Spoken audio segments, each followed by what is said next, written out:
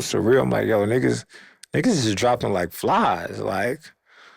And then this was around the pandemic. We hear this coronavirus, COVID. We hear this shit, the coronavirus.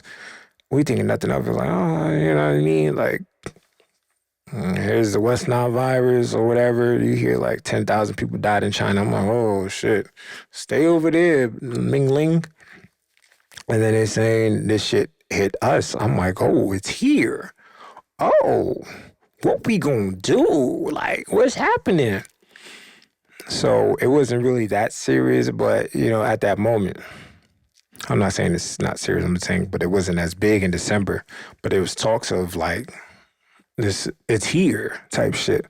So then later on, I think it's now 2020. I remember I was watching like ESPN and it was like Kobe just got passed by LeBron in the scoring in Philadelphia or whatever. I'm like, oh, and then you see Kobe and LeBron shaking hands. I'm like, oh shit, shouts out to LeBron doing this stuff. This would be in the GOAT. Telling me you better than him, but shouts out to you beating him in the points. Kobe had so many injuries. If you'd, I'm just saying, Kobe would have not missed those times and stuff like that. Shout out to LeBron. I'm not taking nothing from him. That nigga stayed healthy. That's amazing. And has scored and he does a lot. But honestly, if Kobe was not to be hurt, missing time, ACL, torn Achilles and all that, I think Kobe would have been way higher than that. Just like Kevin Durant. Injuries didn't fucking plague them, even Kyrie. You know what I mean? But shouts out to LeBron. He did it. That's all that matters. He did it. So shouts out to you, LeBron. I think he's like number 2 now. So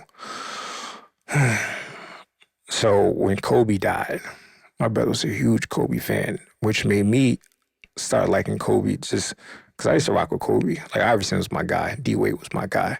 Kobe was my guy too, but he was the Lakers. You know what I mean? That's like, it's like if you like the Lakers, you're like a bandwagon because, that's the mindset we had. So then fast forward, brother's a huge Kobe fan. Like, when these niggas just play NBA Live at 2K, he'd have Kobe. Kobe would have like 95, 100, and his team would have 99. Like, another person too, Michael Beasley. Shouts out to Michael Beasley. I watched that interview. To me, that interview, I didn't like it. I don't think it was helpful for what he was saying. I don't think he went there for help in the sense of getting friends from those niggas.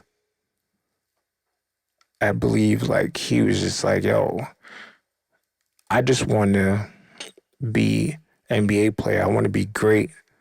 Yeah, if they had a different league, I'll go to there. But I had dreams of winning a chip, being in the Raptors, jersey retired. I don't give a fuck really about just playing in leagues. I want to play in this particular league because I had dreams or whatever. Like I didn't really like the interview. The interview that he had with Kevin Durant, I like that one more better because they were just expressing how they grew up in DC. But this one, I didn't like that one. That's not my cup of tea. But when Michael Beasley was on the tour, I knew Michael Beasley because he was on Miami Heat, and that's my team. So then they got rid of him. They sent him to Minnesota. But when I mean, my brother used to score 100 with that nigga, and then he probably gives like 10 points to Kevin Love. I'm out here having the whole Miami Heat having like 30, 20. LeBron would have like 30. D-Wade would have like 40. Bosh would have like 25. Ray Allen would have such I'm like, yo, dog, I'm throwing my whole team. And he just has Michael Beasley snapping. So I know Michael Beasley is a great basketball player.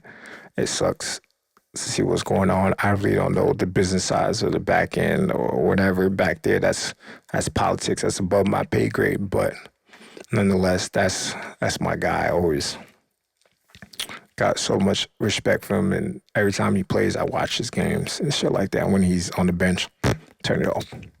Especially when he's on the Knicks. What? Watch like all of his games. Magnificent. He's just a great scorer. But back to Kobe. So Kobe dies. Niggas calling my phone crazy. Yo, you good? I'm good. Where your brother at? I know he's not good. I was like, what happened? He's like, Kobe died. So I called my brother, pull up on him, like, yo, bro, you good? Brother's in the dark room. TV on, seeing like this shit is real. I'm like, oh, what happened? Like, you heard about Kobe? He's like, yeah. I was like, you think you crying? I'm like, wow. Like my brother dropped tears. Like I remember, mind you, we never met these niggas, but like when Rasul Butler died, they had to call me like, "Are you good?" Because you know what I mean. Like he played for Miami Heat. I built and I would say a rapport, but know the nigga. Like when he died, that shit hurt me.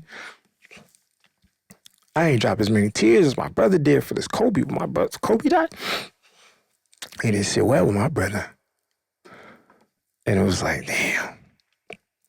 Like my brother's whole mood this day was not the same. He was doing what he was doing now that like Kobe died. It was so bad. I was like, yo, bro, we have to leave the house or something like that. You too gloomed. Like it's not right now. And I felt the way. I'm like, damn, this nigga Kobe really died. Like Kobe meant so much to so many people, just on and off basketball. And that's how I felt too. You know what I mean? On and off basketball, it wasn't just, oh, he's a great basketball player. I go deeper with it, but we ain't got time for all that. But so my brother, was going through his thing, and he finally, accepting what's happening, TV and all that. So that was this is 2020. So then later on, that year, 2020, my brother dies in April. So my world is like super shattered now. I go, and then when he died, we're in lockdown. Mind you, we're in lockdown. So we can't even go see family. Can't hang out with niggas because niggas are scared. You got the COVID. This is crazy. Like we social distancing, like we're like in jail in our pods or whatever the fuck, how you call it, we're in our jail cell. It's like, yo. So life is like, yo, I can't go to my niggas crying their shoulders. I can't call no bitches over like, come on, cry, help me, something. I can't go to nobody because we don't know what each other have. We just have to be alone. So I'll go into fucking crazy depression. Eating, getting food delivered, drinking fucking 2 liters left and right, just fucking up my body. I don't know how to deal with this. My mom going nuts, like she lost a child. So I'm just like, damn. Now another episode, we'll go super deep on that. But we're going to fast forward. Now I get to the point is, get the realization my brother's gone. We're like months after. And I'm looking like, I'm starting to get out of my depression. Slowly but surely, I'm starting to be like, all right, cool. We a little bit outside. We outside a little bit. And I'm looking like, yo, bro, everything I said I was going to do, I need to do it. There's no more, I'm going to do this tomorrow. I'm going to do this the other day. There's no more of that. I said, whatever ideas I have, they're coming to life. I'm putting this shit out now. So, upgraded my studio equipment. I said, fuck doing studio session with niggas and shit like that. I need to focus in on me. I was like, fuck it. So what I did was I got newer studio equipment. Then on top of newer studio equipment, because I wanted better quality, better sound and everything, because I'm about to be on a new high level. End up getting a camera, high quality camera, not some bullshit rinky dink. I'm like, nigga, I don't give a fuck, nigga. I got trap money, nigga. I got shoebox money, nigga. Let's go. Let's just dump it all. Let's go all money in. Dump it all in, nigga. Like we funnel everything into you. No bullshit, no excuse. You already have the knowledge on how to mix, master. You already know the knowledge of cutting videos, editing shit. You got all the knowledge. You like 17 people in one. Let's go. So now I see, that's another period. We gonna fast forward again. Let's bring Reggie back in the fold.